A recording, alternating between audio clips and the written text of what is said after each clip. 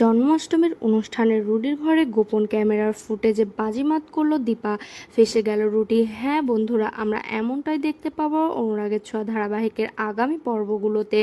দীপা সেনগুপ্ত বাড়িতে জন্মাষ্টমীর পূজার আয়োজন শুরু করে এবং দীপা সবাইকে অবাক করে দেয়। দীপা বাড়ির বড় বউয়ের অধিকারের জোরে সব কিছু করতে থাকে, তবে সবটা দেখে বেশ ভয় পেয়ে যায় রুডি।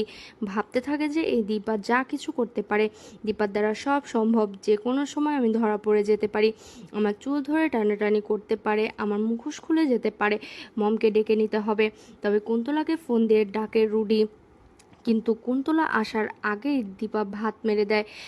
দীপা বুঝতে পারে নিজের পিঠ বাঁচানোর জন্য, নিজেকে আড়াল করার জন্য, সেভ করার জন্য নিজের মাকে ডাকছে রুডি। তবে দীপা এটাও বুঝতে পারে যে আজকে রুডির শেষ দিন, আজকেই যা করার করতে হবে। দীপা ভাবতে থাকে ওই রুডির ঘরে গোপন ক্যামেরাটা সেট করা হয়েছিল, বেশ কয়েকদিন হয়েছে। আশা করি ওই ক্যামেরার ফুটেজ এবার সবার সামনে আনলে সবাই বুঝতে পারবে ওই ডরথি নয়, রুডি।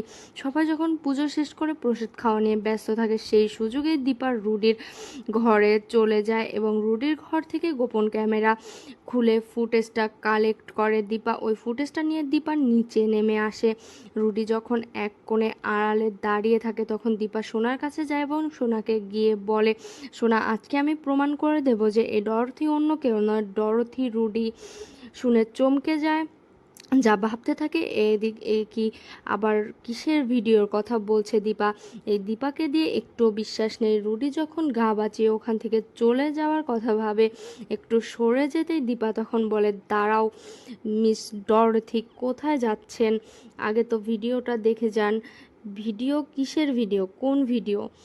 তো বন্ধুরা, এমনটা হলে তোমাদের কেমন লাগবে কমেন্টে জানিও। আর হ্যাঁ, নিয়মিত আপডেট পেতে আমাদের চ্যানেলটি সাবস্ক্রাইব করো। ধন্যবাদ।